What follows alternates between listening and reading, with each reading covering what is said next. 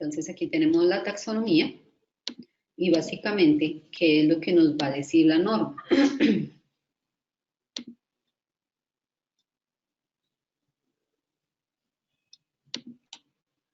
Entonces, después de la ganancia o pérdida, ya cuando estamos en el estado de resultado integral, vamos a tener esos componentes de otros resultados integrales. ¿Dónde lo vamos a ver? Se encuentra reflejado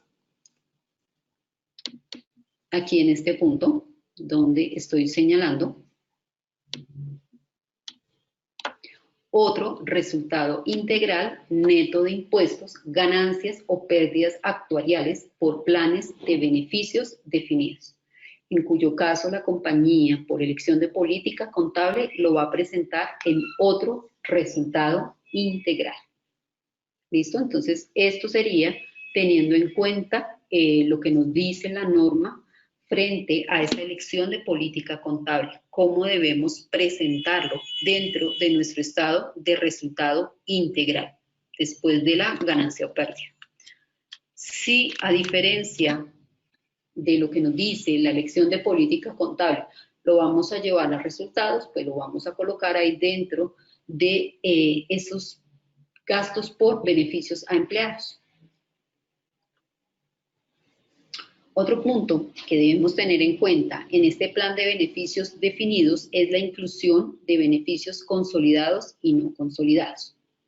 El valor presente de las obligaciones de la entidad, según los planes de beneficios definidos en la fecha sobre la que se informa, reflejará el importe estimado de los beneficios que los empleados han generado por sus servicios en el periodo actual y anteriores, incluidos los beneficios que todavía no están consolidados, y los efectos en las fórmulas de beneficio que proporcionan a los empleados mayores beneficios por los últimos años de servicio. Esto requiere que la entidad determine la cuantía de los beneficios que resulta atribuible al periodo corriente y a los anteriores sobre la base de las fórmulas de beneficios del plan y realice estimaciones, suposiciones actuariales sobre variables demográficas, tales como rotación de los empleados, mortalidad, y financieras, tales como incremento futuros en los salarios y en los costos de asistencia médica que influyen en el costo de los beneficios. Las suposiciones actuariales no deben estar sesgadas, ni imprudente ni excesivamente conservadoras, y deben ser mutuamente compatibles y seleccionarse para alcanzar la mejor estimación de los flujos de efectivos futuros que el plan generará. Consolidado se refiere a qué debo yo hasta ahora, dependiendo del tiempo del servicio, y que yo debería, teniendo en cuenta lo que el empleado tendría que trabajarme para yo compensarlo vía plan de beneficios definidos. Veamos un ejemplo. Un plan otorga una pensión mensual del 0.2% del sueldo final por cada año de servicio activo. La pensión es pagadera a partir de que el empleado cumpla los 65 años. La entidad atribuye a cada año de servicio un beneficio igual al valor presente a la fecha esperada de retiro, de una pensión mensual del 0.2% del importe estimado del sueldo final, a pagar desde el momento esperado de retiro hasta la fecha esperada de deceso. El valor presente de la obligación por el plan de beneficios definidos es el valor presente de los pagos mensuales del 0.2% del salario final, multiplicado por el número de años de servicio transcurrido hasta el final del periodo sobre el que informa. El valor presente de las obligaciones por beneficios definidos es sujeto de descuento porque los pagos de las pensiones comienzan cuando el empleado cumple 65 años, es decir, beneficio consolidado y no consolidado. Y en esta parte, esa medición de ese pasivo, ¿cómo lo vamos a utilizar? ¿Cómo lo vamos a medir? A través del método de valoración actuarial. La entidad utilizará el método de la unidad de crédito proyectada para medir su obligación por beneficios definidos y el gasto relacionado si tiene posibilidad de hacerlo sin un costo o esfuerzo desproporcionado. Si los beneficios definidos se basan en salarios futuros, el método de la unidad de crédito proyectada requiere que la entidad mida sus obligaciones por beneficios definidos sobre una base que refleje los incrementos de salarios futuros estimados. Bueno, entonces recapitulemos un poco qué hemos visto hasta acá. Hemos visto hasta acá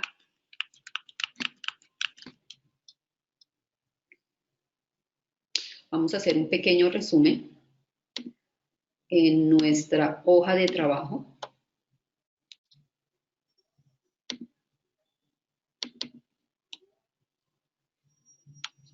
De la sección 28.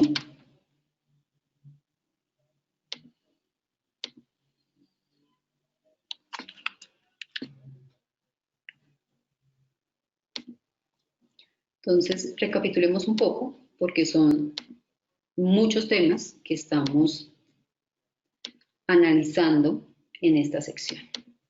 Entonces, ¿qué es lo que vamos a tener en cuenta? Lo primero que nos indica la sección 28 son las 4 categorías. Ya hemos hablado de beneficios a corto plazo. Entonces, esto tiene que ver con un año, que tienen diferentes características, es el salario, es la cesantía, las vacaciones, todo que esté dentro de ese corto plazo. Puede ser un plan de ganancias, de incentivos, etcétera, etcétera. Entonces, ¿qué nos dice la norma? La medición, en este caso específico, pues es un valor nominal, porque aquí no vamos a emplear ninguna técnica, es el valor por el cual como empleado yo tengo derecho por haber prestado mis servicios durante ese periodo. La presentación, en este caso específico, pues va a ser gasto, o en el caso de costos, si estamos hablando de inventarios, y con contrapartida vamos a tener un pasivo por beneficios a empleados.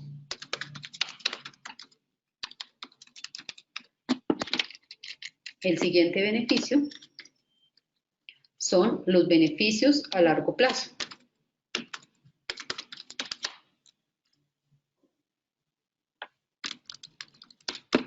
Esos beneficios a largo plazo, aquí en esta parte de la medición, ahí sí tendríamos que hacer una estimación. Estaríamos más hablando de una provisión, teniendo en cuenta si se cumplen ciertas características, pagaríamos en el futuro, después de un año, un valor, teniendo en cuenta eso. Entonces aquí muy posiblemente tendríamos que hacer una estimación. Por ejemplo, el caso específico que yo les decía, el quinquenio. 20 horas. Mi salario es de 3.500 unidades monetarias. Dentro de esas 3.500 unidades monetarias, si yo cumplo los 5 años de trabajo, recibiré un quinquenio correspondiente al 10%, es decir, que yo recibiría 350 unidades monetarias. Pero no hay la certeza de que yo vaya a recibir ese beneficio a largo plazo. Entonces, ¿qué nos dice la norma? En este caso específico estaríamos ante una estimación, ante una provisión, teniendo en cuenta ¿qué? Teniendo en cuenta el clima laboral, de que si la persona se va a quedar en esos 5 años para poder recibir ese beneficio a largo plazo. Entonces, en este caso, ¿cuál sería la presentación? Más que un pasivo, aquí lo veríamos como una provisión por beneficios a empleados. El tercero que estábamos hablando en este momento es beneficios post-empleo. Básicamente aquí estamos hablando de la pensión. Entonces aquí hay un 3.1 que es el plan de aportaciones definidas. ¿Cómo vamos a hacer esa medición? Pues es un valor nominal. ¿Y cómo lo vamos a presentar? Pues como un costo-gasto con una contrapartida a un pasivo por beneficios a empleados. ¿Por qué? Porque la compañía, la empresa, no tiene un riesgo actuarial, o sea, no tiene a futuro que ver con ese plan. Quien asume el riesgo es el empleado. Y el plan de beneficios definidos.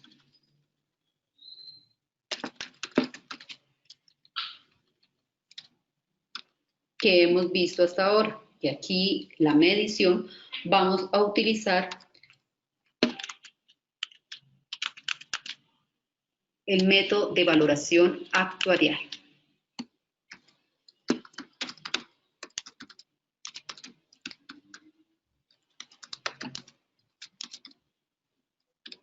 Es decir, que estamos hablando de un valor presente del pasivo y en el caso de que exista un valor razonable del activo, en el caso de que existan activos que estén atados a ese plan de beneficios definidos. Entonces aquí el método a emplear es el método de valoración actuarial. ¿Y cómo vamos a hacer esa presentación? Entonces aquí depende de la elección de política contable frente a ¿qué? Frente a las ganancias o pérdidas actuariales. Entonces, ¿cuál es la elección de política contable? Que esas ganancias o pérdidas actuariales se pueden llevar a resultado o como una partida de otros resultados integrales.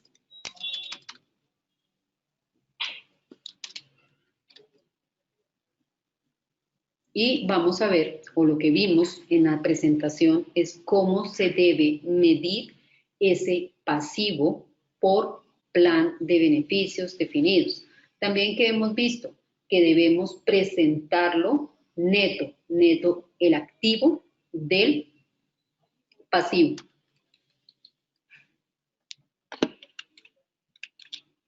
Doctor Edu, no sé si hasta acá tengamos preguntas de lo que hemos visto. Bien, agradecer al público que por favor nos envíe sus preguntas por este medio. José Ernesto Pacheco nos indica, doctora, pregunta, ¿las bonificaciones esporádicas de mera liberalidad por parte del empleador ofrecidas y no pagadas se convierten en pasivos por beneficios definidos? Tendríamos que analizarlo desde el punto de vista de obligación implícita. Es decir, si la bonificación está en el contrato laboral, estaría ante un beneficio a empleados. Si es una obligación implícita, tendríamos que revisarlo a la luz de que haya sido permanente, es decir, que ya le haya generado esa expectativa a los empleados. ¿Qué puede suceder? Que como incentivo, sobre todo a los vendedores, se establece ese tipo de bonificaciones. En la medida que más vendan, más bonificaciones reciban. Pero no hay ninguna parte estipulada. Ahí tendríamos que establecerlo es sobre lo que ha pasado. Si hay un alto nivel de probabilidad, entonces muy posiblemente sí estaríamos ante un beneficio a empleados. Tendríamos que revisarlo, como les dije anteriormente, a la luz de la sección 21, provisiones y contingencias. ¿Por qué? Porque la norma nos indicaba que una obligación implícita podría estructurarse dentro de un beneficio a empleado. No sé, doctor Edu, si hay más preguntas. No tenemos más preguntas, doctora Nair. Doctor Edu, en este momento voy a conectar mi computador porque está en 5 de energía, entonces Sí. les pido un momentito.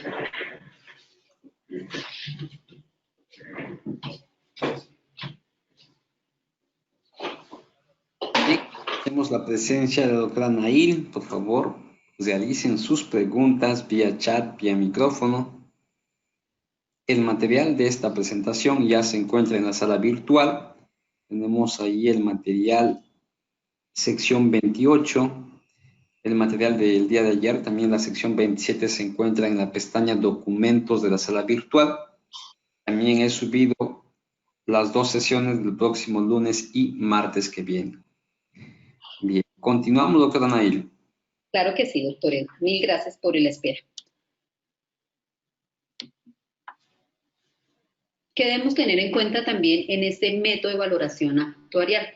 Además, el método de la unidad de crédito proyectada requiere que la entidad realice varias suposiciones actuariales al medir la obligación por beneficios definidos, que incluyen tasas de descuento, tasas de rendimiento esperado de los activos del plan, tasas del incremento salarial esperado, rotación de empleados, mortalidad y para los planes de beneficios definidos de asistencia médica, tasas de tendencia de costos de asistencia médica. ¿Qué debemos tener en cuenta en la parte de los activos de planes de beneficios definidos? Si el valor presente de la obligación por beneficios definidos en la fecha sobre la que se informa es menor que el valor razonable de los activos del plan en esa fecha, el plan tiene un superávit. La entidad reconocerá un superávit del plan como un activo por beneficios definidos, solo en la medida que sea capaz de recuperar el superávit mediante la reducción de las aportaciones futuras o mediante los reembolsos desde el plan. Es decir,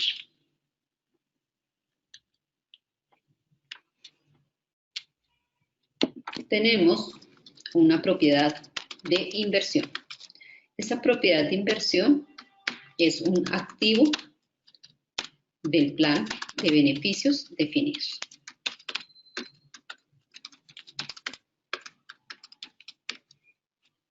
Con esa propiedad de inversión vamos a tener unos rendimientos, que es básicamente lo que estamos recibiendo por rentar esa propiedad de inversión. Entonces, el total de esos activos del plan de beneficios definidos, incluyendo ese valor razonable, supongamos que a la fecha de cierre es de 1000 unidades monetarias. Por otro lado, tenemos nuestro pasivo por beneficio definido,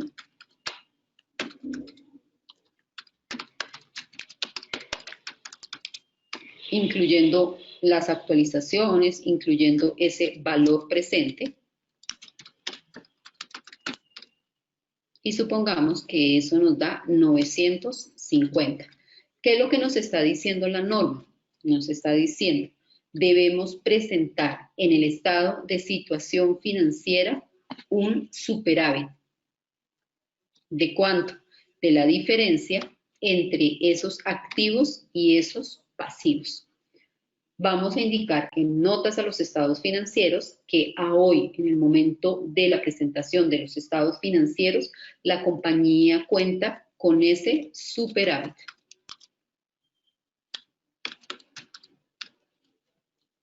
¿Por qué? Porque a hoy esos activos pueden cubrir ese pasivo que tenemos, pues tenemos que reconocer en la compañía.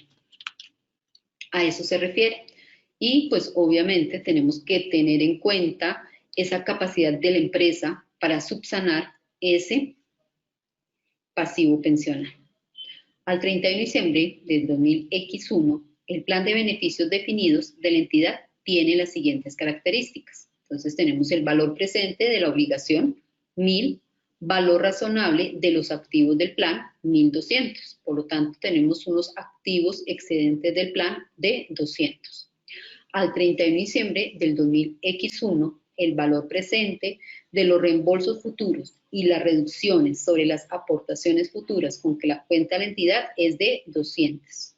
La entidad deberá presentar el superávit actual del plan de beneficios definidos como un activo del plan de beneficios definidos por 200 en su estado de situación financiera al 31 de diciembre del año 2000X1. Entonces vamos a soportar el porqué en el momento de esa medición de ese valor presente y ese valor razonable a la fecha de presentación de los estados financieros, tenemos ese superávit. O también, como normalmente ocurre, vamos a tener un déficit, porque muy posiblemente ese pasivo que tenemos a valor presente, medido de acuerdo a la técnica actuarial, está muy por encima de lo que tenemos como activos del plan. Doctor Edu, nuevamente hago la pregunta, frente a las tres categorías de beneficios empleados, ¿hay alguna pregunta? Sí, doctora Nail, tenemos aquí la pregunta de Magdalena Gallardo. Doctora Nail, ¿podría compartir ejemplo de contabilización de párrafo 28.2? 28.2. Así nos indica. Ok, entonces ven, primero miremos a qué se refiere. O 28.23, creo que es 28.23. Ya miramos.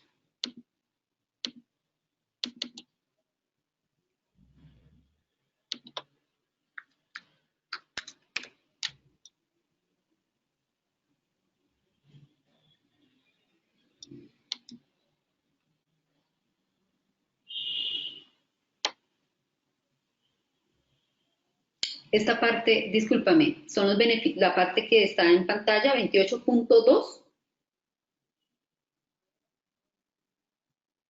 Sí nos indica Magdalena. Ok, entonces, ¿qué dice la 28.2?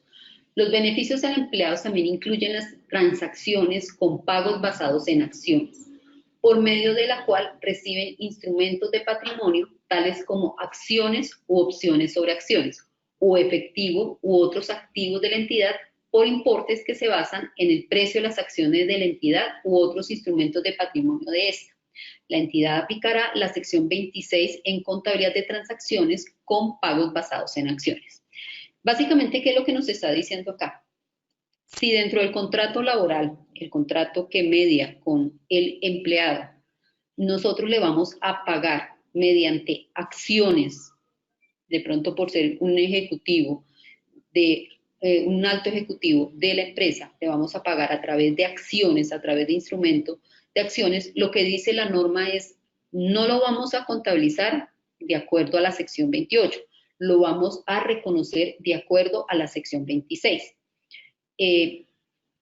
Vamos, no sé si ustedes ahí en sus computadores pueden entrar a buscar el material de formación de la sección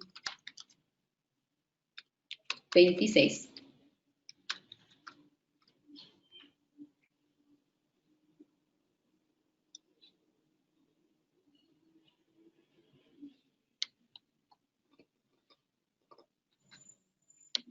Y ahí encontrarás ejemplos de cómo se debe hacer esa contabilización de esos pagos basados en acciones. O sea, aquí ¿qué vas a encontrar?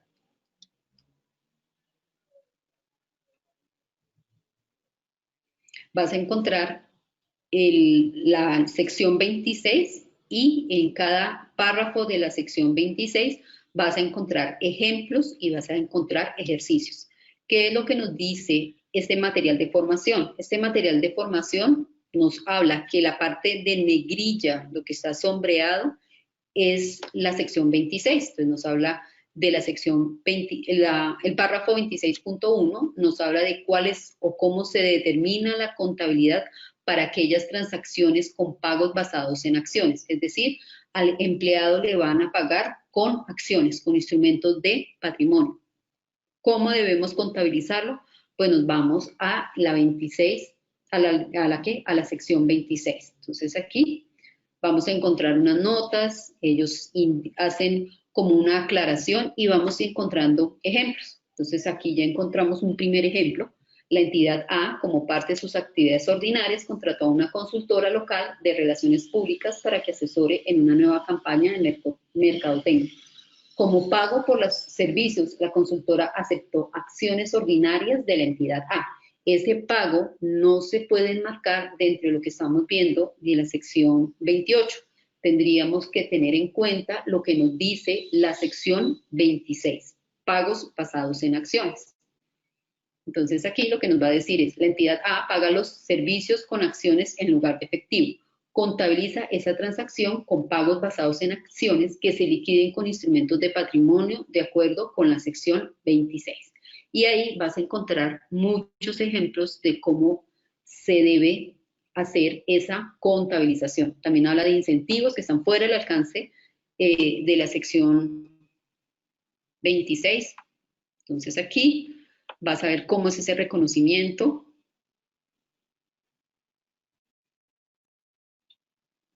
condiciones de irrevocabilidad, cuando existen condiciones, y mira, ahí están todos los ejemplos. ¿Cómo se miden? Pues aquí la medición dependerá de cómo vas a liquidar, o sea, cómo quedó en ese contrato que estás firmando con el empleado, cuál es el valor de esas acciones.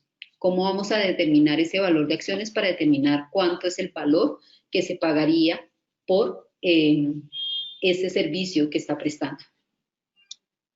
Entonces, a eso se refiere la sección 26. No sé si te quedó clara la respuesta, que lo puedes encontrar en el material de formación de la sección 26. ¿O tienes alguna duda adicional? Sí, gracias, nos indica Magdalena Gallardo. Tenemos la pregunta de Hugo Tamayo, doctora. Sí, señor. Doctora, si la empresa no cuenta con activo suficiente por su actividad económica que respalde el plan de beneficio a largo plazo, ¿originaría tal vez un endeudamiento futuro de esta para cubrir dichos pagos o qué podría darse? Sí, señor, sí, claro. Los directivos, es decir, que para los directivos de esa compañía tienen que entrar a subsanar ese pasivo. O sea, ellos tienen una obligación ante terceros y en este caso específico son los empleados. ¿Cómo van a pagar ese tipo de beneficios empleados a futuro? Ya lo determinarían vía endeudamiento, vía aportes de capital de los mismos accionistas. ¿Por qué? Porque ya en el momento en que ellos asumen ese riesgo actuarial, dentro de la matriz de riesgos de la compañía, es un riesgo latente frente a la operación futura de las entidades. Caso específico, nosotros acá en Colombia, antes de la ley 100, las empresas eran las que le pagaban la pensión a los empleados. ¿Qué sucedió? Que muchas empresas pues entraron en quiebra, en liquidación, precisamente por eso. Ya con la parte de los fondos de pensiones, pues ya el riesgo actuarial no quedó a cargo de la empresa, precisamente porque en muchas empresas los mismos empleados formaban sindicatos y bueno, eso fue un tema larguísimo y por eso es que por lo menos en nuestro país, acá en Colombia, se manejan fondos de pensiones, precisamente porque el riesgo actuarial dentro de la matriz de riesgo de cualquier empresa es un punto latente que debe tener en cuenta si tiene plan de beneficios definidos. No sé si habrá alguna otra pregunta. Tenemos la pregunta de Octavio.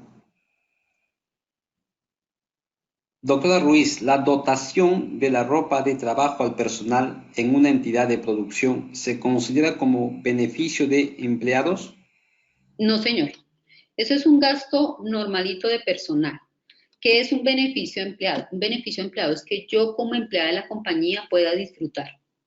Entonces, ¿yo disfruto de qué?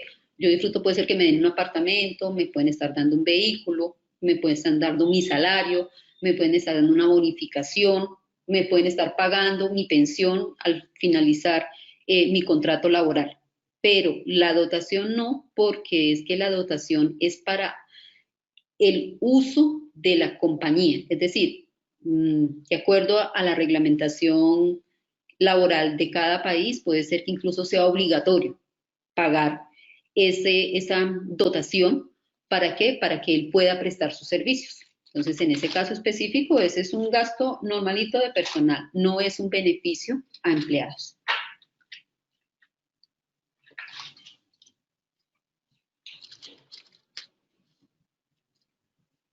Bien, No no sé. tenemos más preguntas, doctora Nair. Continuamos. Listo, perfecto. Veamos la última categoría que nos habla la sección 28, beneficios por terminación del contrato. Una entidad puede estar comprometida, ya sea por ley, por contrato u otro tipo de acuerdo con los empleados o sus representantes, o por una obligación implícita basada en sus prácticas habituales o por el deseo de actuar de forma equitativa al realizar los pagos, a suministrar otro tipo de beneficios a los empleados cuando resuelve sus contratos laborales. Estos pagos son beneficios por terminación. La entidad debe reconocer el beneficio por terminación como un gasto cuando ha hecho alguna forma de compromiso de dar fin a la relación laboral. Tal compromiso existe cuando, por ejemplo, la entidad tiene un plan formal detallado para la terminación y no tiene la opción realista de retractarse de este compromiso. Puesto que los beneficios por terminación no proporcionan a una entidad beneficios económicos futuros, la entidad los reconocerá en resultado como gasto de forma inmediata. Cuando una entidad reconoce beneficios por terminación, habrá de tener en cuenta también los efectos de la reducción de los beneficios por retiro o en otros beneficios a los empleados. ¿Qué debemos reconocer o cómo se reconocen los beneficios por terminación? La entidad debe reconocer los beneficios por terminación como un pasivo y como un gasto, solo cuando se encuentre comprometida de forma demostrable a rescindir el vínculo que le une con el empleado o grupo de empleados antes de la fecha normal de retiro, o proporciona beneficios por terminación como resultado de una oferta realizada para incentivar la rescisión voluntaria. Es decir, cuando nos llama el jefe y nos dice, venga, lo que pasa es que le vamos a dar una bonificación y usted de forma voluntaria firma la finalización del contrato laboral. Es básicamente a eso es a lo que se refiere la norma como beneficios por terminación. ¿Cómo se miden esos beneficios por terminación? ¿Qué nos dice la sección 28? La entidad medirá los beneficios por terminación por la mejor estimación del desembolso que se requiere para cancelar la obligación en la fecha sobre la que se informa. En el caso de existir una oferta de la entidad para incentivar la rescisión voluntaria del contrato, la medición de los beneficios por terminación correspondientes se basará en el número de empleados que se espera acepten tal ofrecimiento.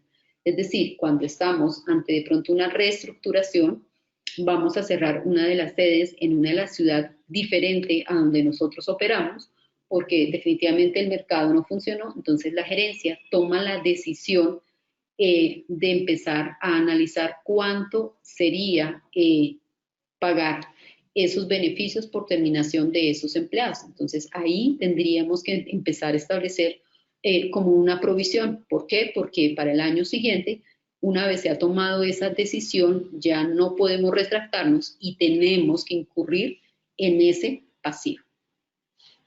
Veamos un ejemplo. En diciembre del 2001, una entidad anunció públicamente su compromiso con un plan para el cierre. El 1 de marzo del 2002, de uno de sus establecimientos de venta al por menor. Al anunciar públicamente su decisión de cerrar el establecimiento minorista, la entidad está obligada por ley a pagar beneficios por reducción por 2 millones, beneficios por terminación por 2 millones a los empleados de dicho establecimiento. Al 30 de diciembre del 2001, el minorista tiene la obligación legal presente de pagar beneficios por terminación por 2 millones a los empleados que sufrirán la reducción de personal cuando se cierre el establecimiento. ¿Por qué? Porque puede ser que por ley laboral hay que entregarles una indemnización, un valor a pagar. Entonces, en el momento en que se hace público, recordemos lo que vimos frente a obligación implícita. Ya generamos esa expectativa ante terceros. Tenemos la obligación de, como tenemos la obligación de, la ley me indica que debo pagar una indemnización. Entonces, en este caso, en mis estados financieros, pues voy a presentar una línea que hable de beneficios por terminación, indicando que la compañía, al cierre del ejercicio de ese año, cerró un establecimiento y que le costó por beneficios por terminación, en este caso, 2 millones. ¿Qué se debe revelar? Básicamente la norma nos habla de qué información se debe revelar de los planes de aportaciones definidas. Entonces, la entidad debe revelar el importe reconocido en resultados como un gasto por los planes de aportaciones definidas. ¿Por qué? Porque la empresa no tiene a futuro no tiene que pagar ese pasivo pensional. Entonces, para ella, sencillamente es un gasto. Si la entidad trata a un plan multipatronal de aportaciones definidas, revelará el hecho, es decir, a un fondo de pensiones, revelará el hecho de que es un plan de beneficios definidos en el caso de que ese fondo de pensiones sea de la empresa o de otras empresas. Y lo que hace la empresa es que ese plan multipatronal va a asumir ese riesgo del plan de beneficios definidos. Entonces, ahí la norma nos exige que revelemos en el caso de que exista ese tipo de planes.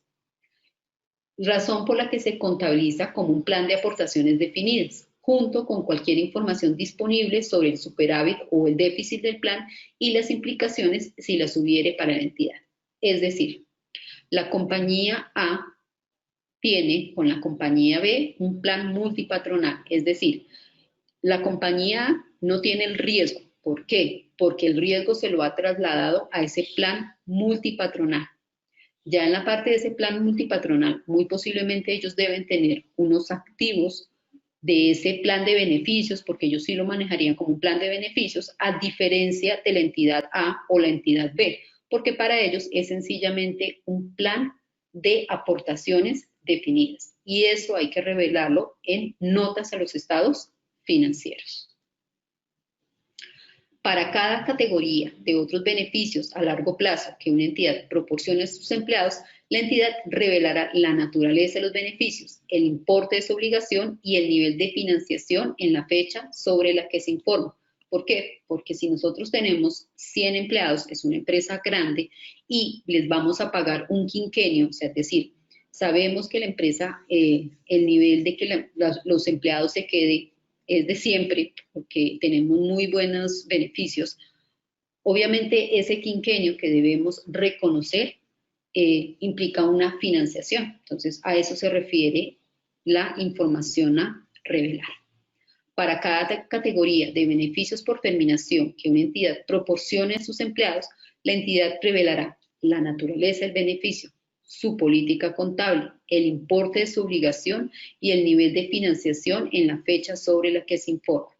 Cuando existe incertidumbre acerca del número de empleados que aceptarán una oferta de beneficios por terminación, existirá un pasivo contingente.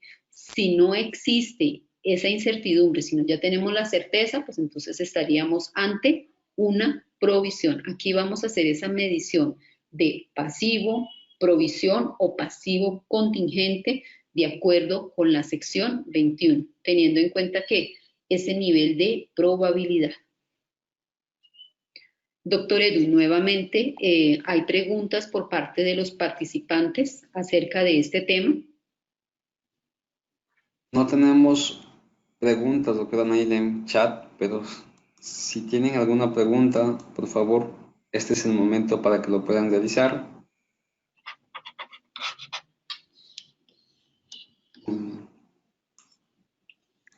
Continuamos, doctora Nail. Perfecto, entonces la profesora tiene preguntas. Entonces, espero la participación activa de todas las personas. Vamos con la primera pregunta.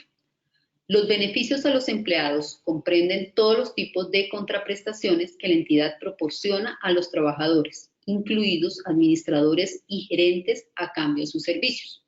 La sección 28 se aplica a la contabilización de 4 tipos de beneficios a los empleados. La pregunta es, ¿no se aplica a la contabilización de A, beneficios a corto plazo a los empleados, B, beneficios post-empleo, C, otros beneficios a largo plazo para empleados, D, beneficios por terminación, E, pagos basados en acciones? Espero la respuesta de todos. Gracias.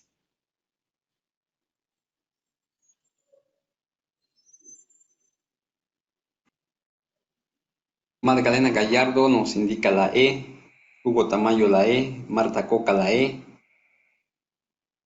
Luis Piedrasanta la E, Edgar Leonardo la E. La alternativa E, doctora Nail. Listo, perfecto. Veamos la respuesta. Correcto. ¿Por qué? Porque es la sección 26 que nos habla de pagos basados en acciones. Pregunta número 2. Cada empleado de una entidad tiene derecho a 20 días de licencia remunerada por vacaciones al año. La licencia por vacaciones no utilizada no puede trasladarse a periodos futuros y es revocable. La fecha anual sobre la que informa la entidad es 31 de diciembre. La licencia por vacaciones constituye, pues la pregunta aquí es, ¿Cómo vamos a clasificar esa licencia por vacaciones? A, un beneficio a corto plazo a los empleados. B, un beneficio post-empleo. C, otro beneficio a largo plazo para empleados. D, un beneficio por terminación.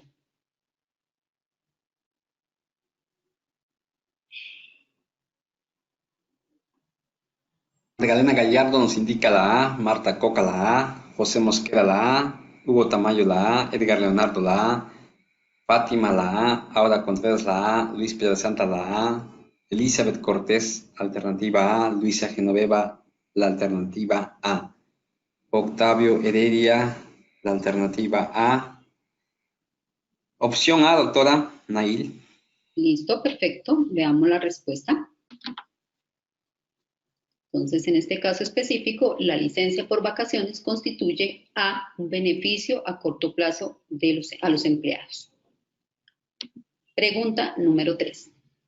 La licencia por vacaciones no utilizada se paga el 31 de diciembre de cada año, es decir, se consolida al final de cada año, pero no se acumula. La licencia por vacaciones constituye A, un beneficio a corto plazo a los empleados, un beneficio post-empleo, otro beneficio a largo plazo para empleados, un beneficio por terminación.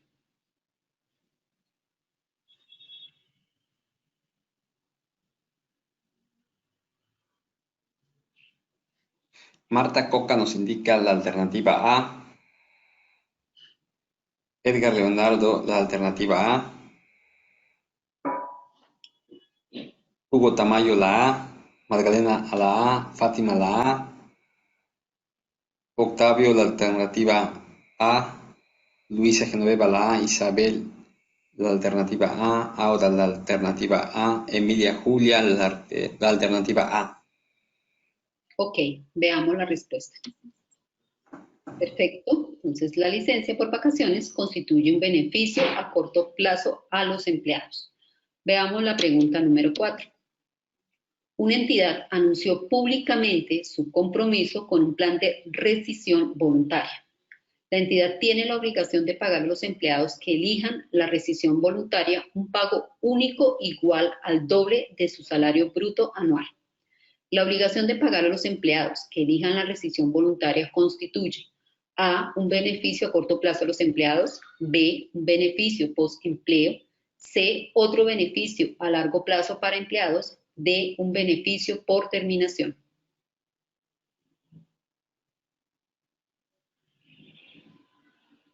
Hugo Tamayo nos indica la alternativa D. Marta Coca la D. Fátima Fernández la opción D. Edgar Leonardo la opción D. Magdalena Gallardo la opción D. Un beneficio por determinación Luisa Genoveva, opción D. Nelly Isabel, opción D. Ahora la opción D. La opción D, doctora Nail. Listo, veamos entonces la respuesta. En este caso específico, estamos ante un beneficio por terminación. Vamos a ver la última pregunta. Una entidad reembolsa el 50% de los costos de atención médica post-empleo de empleados anteriores, si el empleado ha prestado servicios a la entidad durante 25 años o más. La obligación de pagar el 50% de los costos de atención médica post-empleo a los empleados anteriores que reúnen los requisitos que constituyen A, un beneficio a corto plazo a los empleados, B, un beneficio post-empleo de beneficios definidos, C, un beneficio post-empleo de aportaciones definidas, D, otros beneficios a largo plazo para empleados, E, un beneficio por terminación.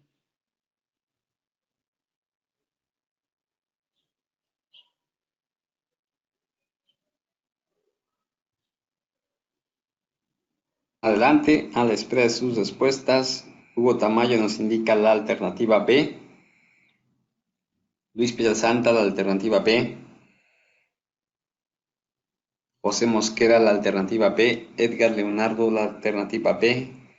Magdalena, la B. Aura Contreras, la C. Fátima, la B. Marta, la B. Emilia, la B. José Ernesto, la alternativa B.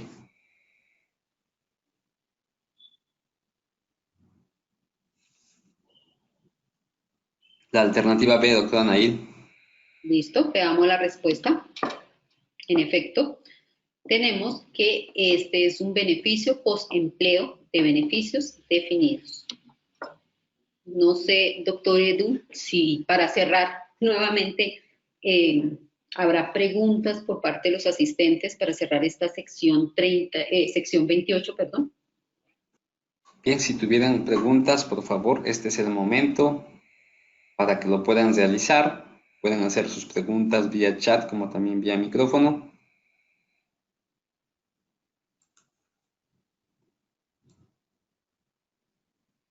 Doctora Nail, no tenemos preguntas. Perfecto, doctor Edu. Voy a hacer una pequeña introducción de la sección 29. Impuesto a las ganancias.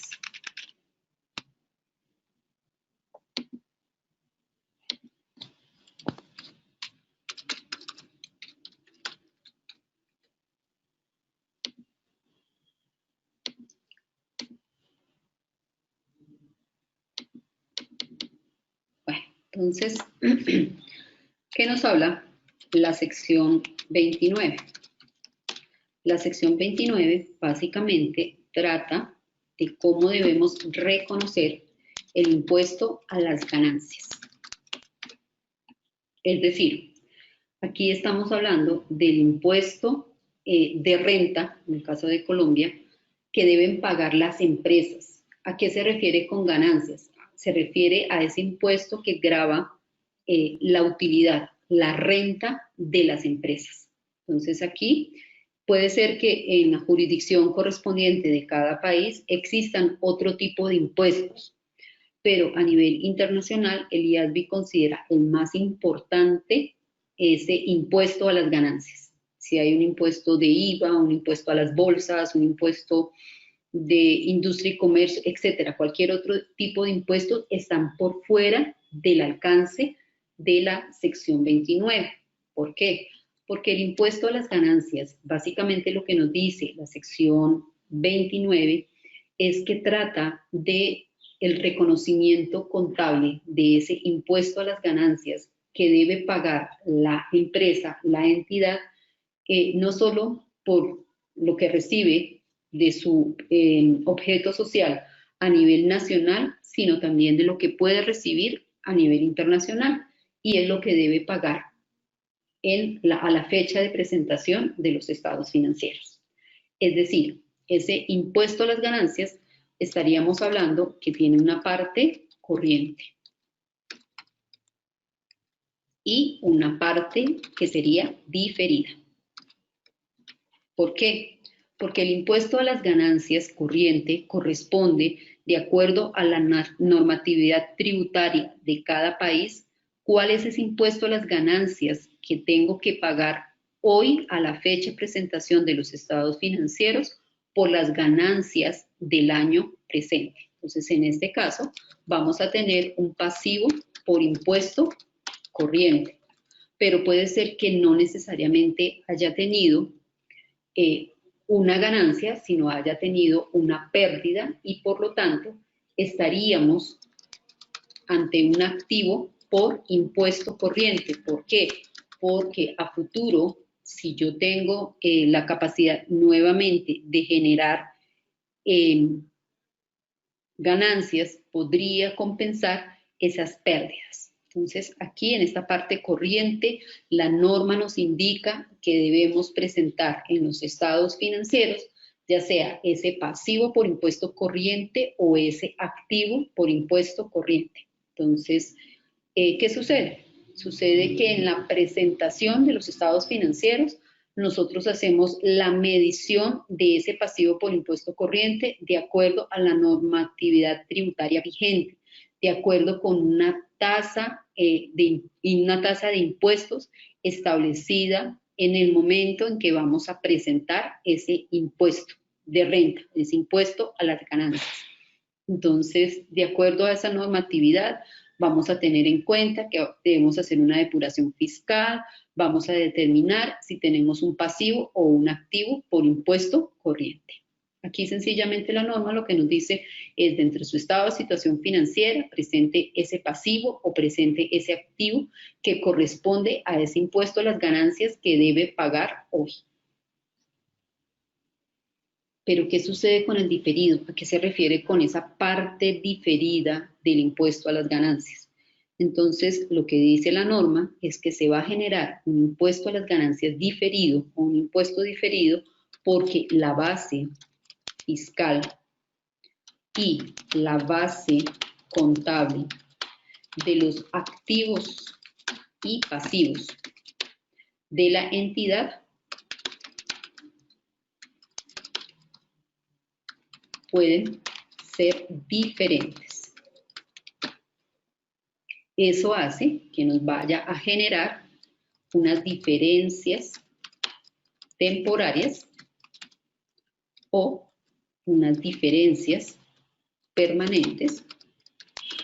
Si son diferencias permanentes, pues no nos genera impuesto diferido. Si hay unas diferencias temporarias, esto implicaría que a futuro, cuando yo vaya a recibir los beneficios económicos de esos activos o vaya a pagar esas obligaciones o vaya a pagar esas obligaciones de esos pasivos, me va a generar a futuro ese impuesto diferido. Esas diferencias temporarias pueden ser imponibles o deducibles. ¿Qué nos dice la sección 29? Básicamente, la sección 29 a lo largo de todos sus párrafos nos indica cómo determinar esas diferencias temporales, si son imponibles, si son deducibles. Esas diferencias permanentes, pues obviamente no nos van a generar impuesto diferido. ¿Por qué? Por ejemplo, veamos un clásico ejemplo, que es la diferencia entre la base fiscal y contable de activos y pasivos. Entonces, tenemos un activo fijo. En nuestra parte contable, supongamos que el valor del costo sea 1000. Fiscalmente, supongamos que tenemos el mismo valor, 1000. Pero por depreciación,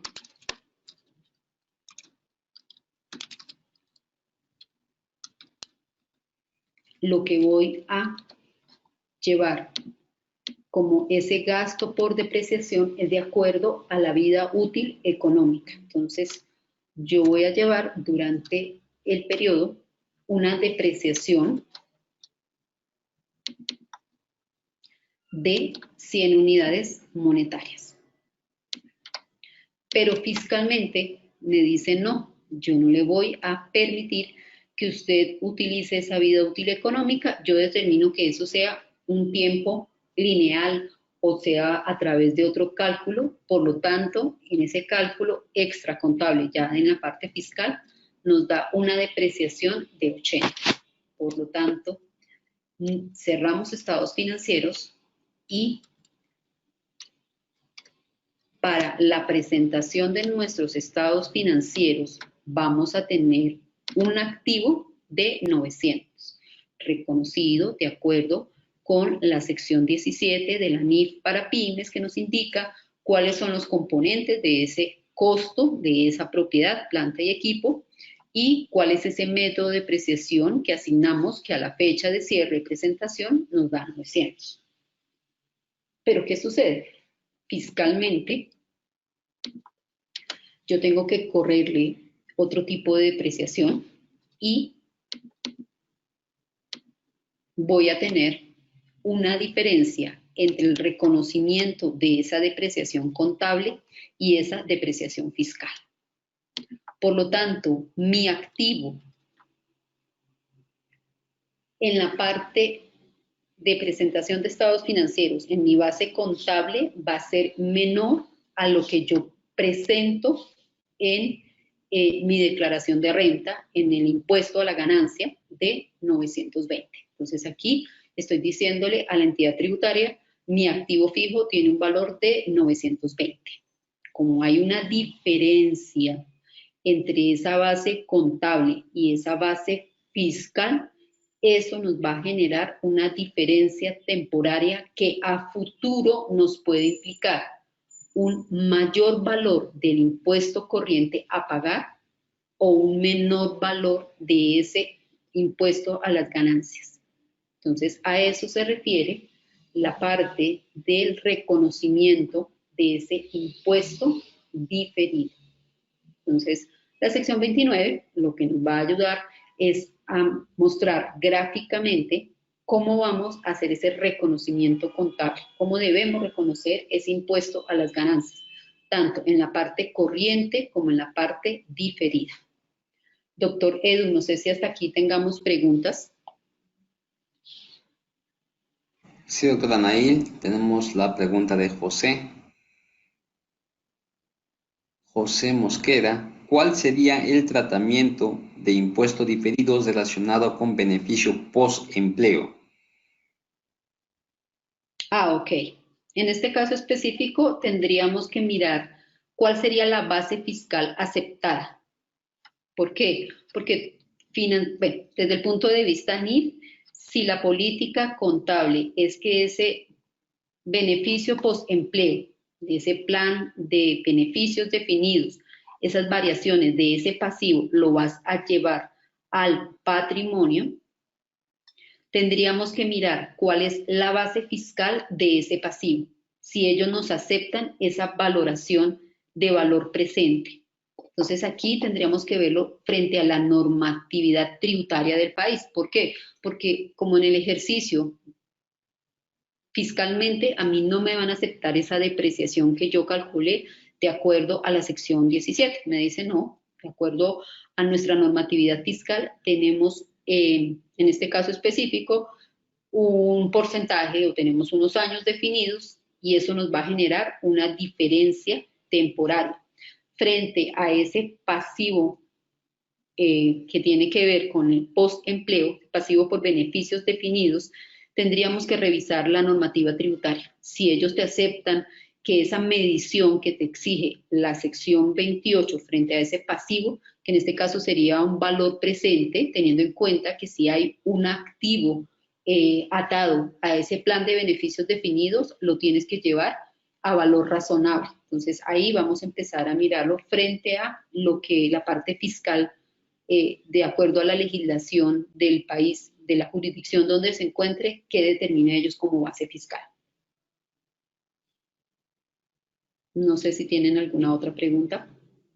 José tiene otra pregunta, doctora. ¿Se calcula el impuesto diferido por el efecto que reconozco en el ORI? Sí, señor. Sí, señor. La sección 29 sí nos indica que yo tengo que establecer cuáles son las partidas ORI en la NIF para pymes. Cuando vimos la sección 5 de estado de resultados integrales y otros resultados integrales, determinamos que hay 4 partidas ORI. El día de hoy vimos que las ganancias y pérdidas actuariales por elección de política contable las llevamos a resultados o las llevamos como partida ORI. Si esa medición de esas ganancias o pérdidas actuariales la llevamos a resultado, el impuesto diferido que se genere por esas ganancias, pérdidas actuariales, las vamos a llevar al resultado. Pero si la política contable es que esa medición de esas ganancias, pérdidas actuariales se deben llevar a otros resultados integrales, el impuesto diferido se debe separar.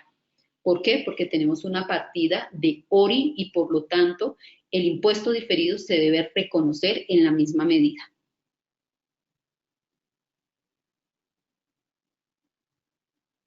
Tenemos más preguntas, doctora Nail. Si tuvieran alguna pregunta, por favor, este es el momento para que lo realicen. Estamos a escasos minutos para culminar esta sesión.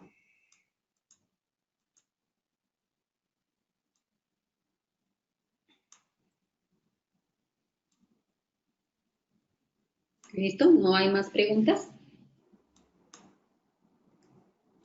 No tenemos preguntas, doctora Nail.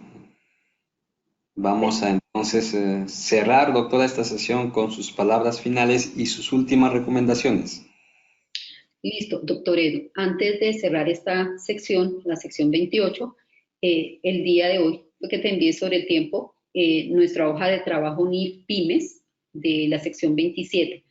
En la sección 28, que fue lo que trabajamos el día de hoy, te voy a adjuntar un ejercicio de cómo se debe reconocer contablemente ese plan de beneficios definidos, porque en la presentación en que lo vimos era como muy light, solamente estábamos hablando de el reconocimiento de las ganancias pérdidas actuariales se llevan al resultado y durante el año pagamos una pensión de 40, o sea, realmente no hay como el movimiento. Tengo un ejercicio para que lo tengan ustedes ahí como de soporte, de ayuda, en el caso de que ustedes a futuro o en este momento estén teniendo este tipo de hechos económicos en los estados financieros y pues bajo la NIF para pymes en la sección 28, cómo se deben reconocer. Entonces lo que voy a hacer ahorita es dejarles ese ejemplo ahí en la hoja de sección 28 y le voy a enviar a ustedes, doctor Edu, el correo, pues para que por favor lo coloque y lo compartamos con todos. Gracias. Muchas gracias, doctora Nail.